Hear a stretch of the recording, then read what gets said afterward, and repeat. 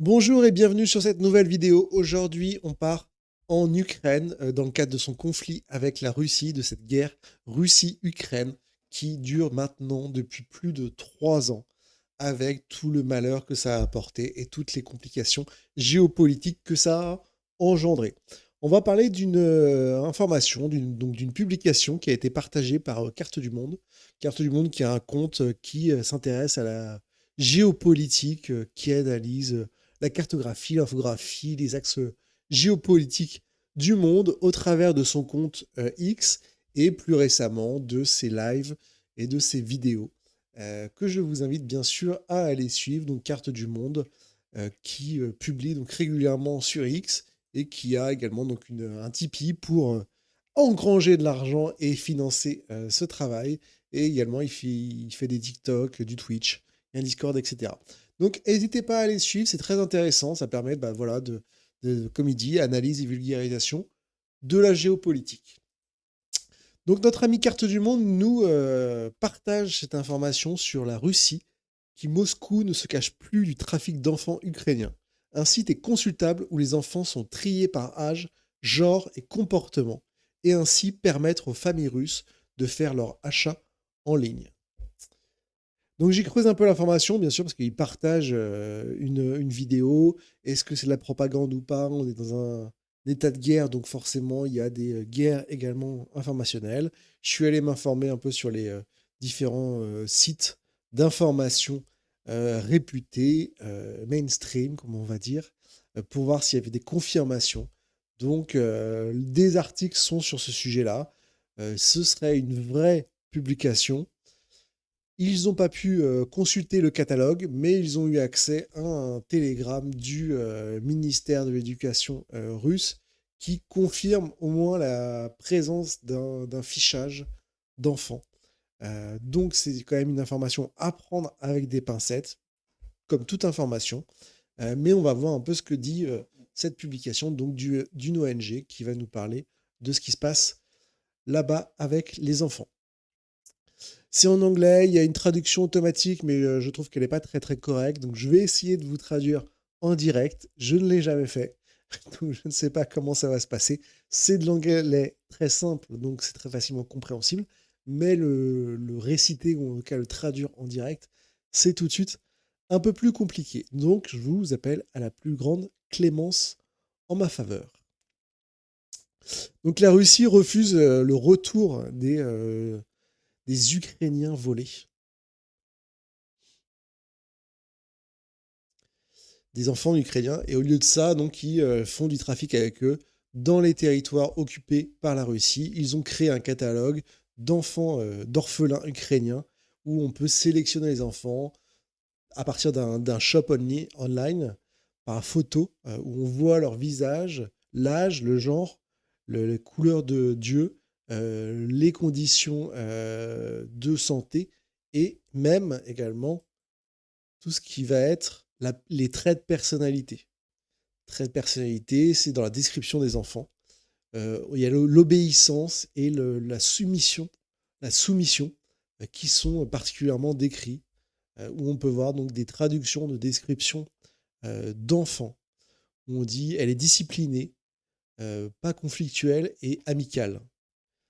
Elle suit globalement les informations des instructeurs, quoi, des enseignants, et elle reçoit, elle est réceptive aux guidances. Donc j'ai peut-être un terme en tête, mais aux indications ou aux ordres, on va dire, entre guillemets, des professeurs. Elle prend une part active dans la vie sociale de la classe et de l'école, et elle est un membre du of the work sector, du secteur du travail.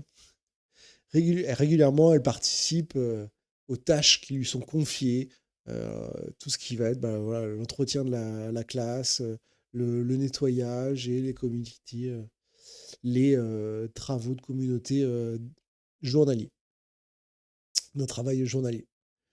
En dessous, on peut voir qu'elle est disciplinée, bien balancée. Voilà. Donc il y a vraiment une notion de d'écrire l'obéissance, la soumission de ses enfants. Donc depuis 2014, des enfants ont été régulièrement pris dans les territoires occupés par la Russie. C'est un crime de guerre. Et c'est du trafic d'enfants. Plutôt en Russie, ils ont plutôt la Russie, excusez-moi, j'ai loupé une phrase. Donc plutôt la Russie a essayé de couvrir ça et voilà, de couvrir le fait qu'ils aient des traçages, etc. Et maintenant, publiquement, ils font du trafic d'enfants avec des descriptions. C'est vraiment le matériel idéal pour tout ce qui est trafic d'enfants. Des gens qui chercheraient donc des enfants comme des produits et qui répondraient à certaines demandes spécifiques. C'est une invitation particulière aux pédophiles et aux crimes organisés, aux réseaux de crimes organisés au travers de la Russie. Ce qui est plutôt, on va dire, entre guillemets, assez, comment dire, assez étonnant, puisque ce que les pro-russes, les pro-Poutine reprochent toujours à l'Ukraine, c'est d'être un pays de trafic d'êtres humains, de trafic d'enfants, et d'ouvrir ça au marché des pédophiles. Et donc là, la Russie fait carrément des catalogues descriptifs d'enfants où on peut aller choisir un enfant sur catalogue.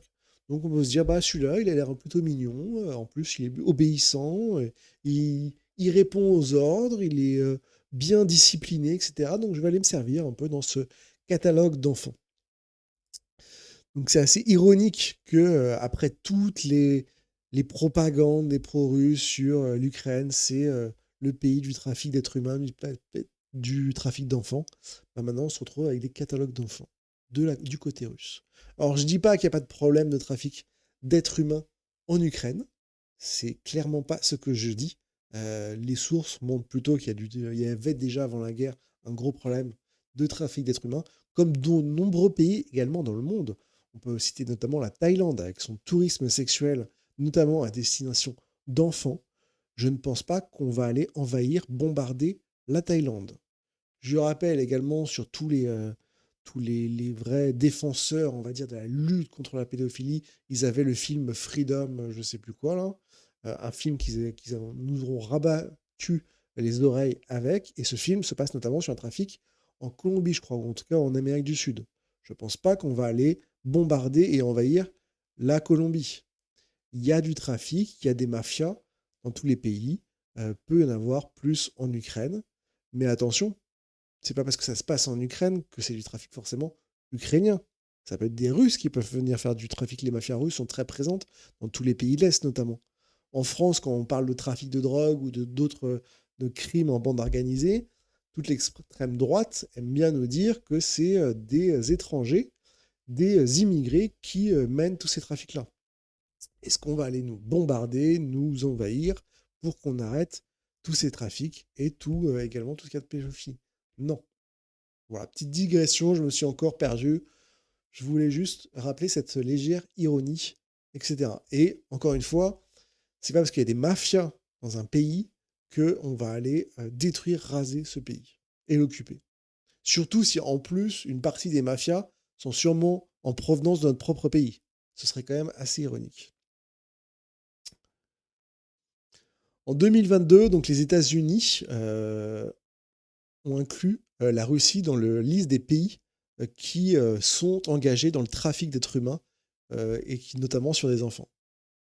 Ces enfants ont des noms, des familles, ont une identité ukrainienne et la Russie les a pris de leur famille par le meurtre et la persécution. J'ai loupé ça. C'est pas si facile que ça de traduire en direct.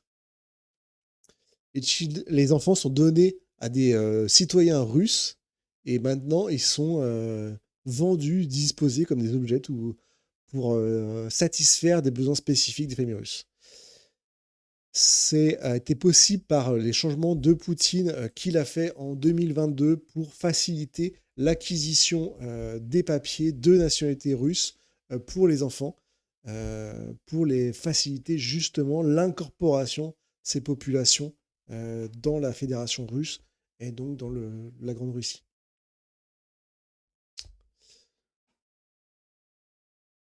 Et donc pour être donc citoyen, non seulement citoyen russe, mais également adoptés par des familles russes sous ces lois. Donc les enfants, les dates de naissance et les noms peuvent être changés. Les enfants ukrainiens ne sont pas à vendre. Cela doit s'arrêter immédiatement. Depuis 2014, après la sécession du Donbass et de la Crimée, plus que 1 million d'enfants ont été pris en otage, donc dans ce système. Et comme la commission ukrainienne pour les droits des enfants le dit. Donc lui, il appartient, excusez-moi, lui, il appartient à la commission pour le droit des enfants. Et ils ont pris part aux négociations sur ces enfants. Ça fait plusieurs fois qu'il cite 2014. Faut bien se dire que ça n'a pas commencé en 2022. En 2014, il y a eu l'occupation, la prise de la Crimée par la Russie. Et donc depuis 2014, le conflit au Donbass, qui a été alimenté, bien entendu, par la Russie. La meilleure preuve, c'est notamment la milice Wagner, encore et toujours. Rechercher où est-ce qu'elle a été créée, en quelle année elle a été créée. Et il y a eu une guerre donc civile au Donbass, alimentée, financée avec du matériel russe qui a été faite au Donbass. Et les pro-Poutine donc donnent ça comme critère pour l'invasion, c'est que l'Ukraine a bombardé le Donbass, a massacré les habitants dans le cadre de cette guerre civile que la Russie a elle-même provoquée et entretenue. Et donc lui, il dit qu'il participe aux négociations donc sur la libération d'enfants. Encore une fois, il y a eu tout un argumentaire des pro-russes en disant les Ukrainiens disent que il y a il y a des enfants qui ont été volés par les Russes, mais ils ne citent pas les noms, ils ne donnent pas de listing, etc. Là, on se retrouve avec un catalogue de 300 enfants, juste pour une région, parce que c'est dans la région de Lugansk. Donc déjà 300 enfants dans ce catalogue-là. Donc ça veut dire que le nombre d'enfants est beaucoup plus important. Donc le résultat de ces négociations, zéro.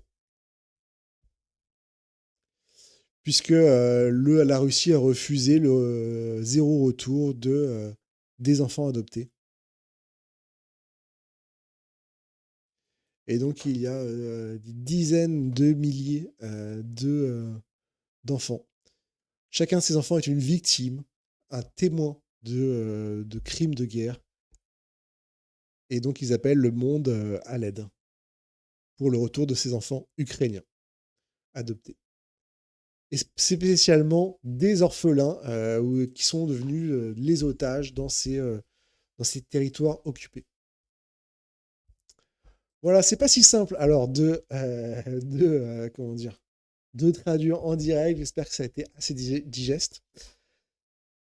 C'est vraiment une stratégie russe de justification de l'occupation et de renfort de l'occupation. C'est-à-dire que dans tous ces territoires occupés, il y a déjà de nombreuses preuves de remplacement de la population avec des populations russes. Il y a des preuves un peu d'incorporation de force avec des droits qui ne sont accessibles qu'avec des papiers russes. Donc on oblige les Ukrainiens à avoir des papiers russes. Et en plus de ce remplacement de population et de cette rendre difficile si on n'a pas la situation russe, citoyenneté russe, il y a un peu ce vol d'enfants et cet endoctrinement des enfants. Parce que je pense bien que la première priorité de cette démarche, bien entendu, c'est pas de faire du trafic d'enfants au point de vue trafic d'êtres humains, de pédophilie, etc. C'est vraiment d'incorporer ces enfants dans des familles russes, qu'on ait voilà, ces anciens Ukrainiens qui soient élevés dans le cocon russe, dans la propagande russe, et que ça devienne des bons Russes, et que après, dans quelques années, quand il faudra encore chercher des justifications pour envahir des territoires, bah, on pourra dire, regardez, ces enfants ukrainiens qui étaient ukrainiens, ils sont totalement assimilés à la Russie, ils sont pour la Russie, ils sont la preuve que la Russie a raison d'envahir ces territoires, etc. Ça va vraiment être dans toute leur politique vraiment de remplacement de population, endoctrinement de population, etc. Donc, c'est un sujet extrêmement grave et important. Et donc, ça se passe en Ukraine. Ça se passe également dans d'autres pays frontaliers avec la Russie, parce qu'on a vu dans la dernière vidéo sur la Lituanie ces notions justement comment dire, de tentatives de déstabilisation auprès de la population, de montée de ces discours de vous appartenez à la Russie, etc. C'est vraiment une démarche qui est récurrente dans les pays pour recréer le grand empire russe et pour justifier des incorporations, etc. C'est les arguments qui ont été utilisés sur le Donbass, sur la Crimée, dans le cadre de la Géorgie, dans le cadre de la Transnistrie, dans tous ces conflits qu'il y a eu liés à la Russie. Donc la guerre n'est pas seulement une guerre militaire, c'est également très tourné vers la population et vers le sentiment d'appartenance de ces populations. C'est un jeu vraiment très très complexe et très très dur dans la propagande, dans l'endoctrinement, etc.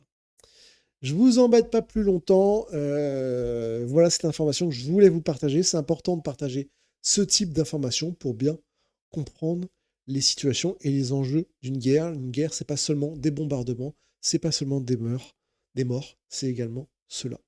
Je vous remercie bien. N'oubliez pas de vous abonner. C'est très important de vous abonner. Ça change le monde de vous abonner à ma chaîne, de laisser un pouce bleu et de laisser un petit commentaire pour nous dire ce que vous pensez de cette situation. Sur ce, je vous dis à la prochaine sur d'autres vidéos. Merci bien.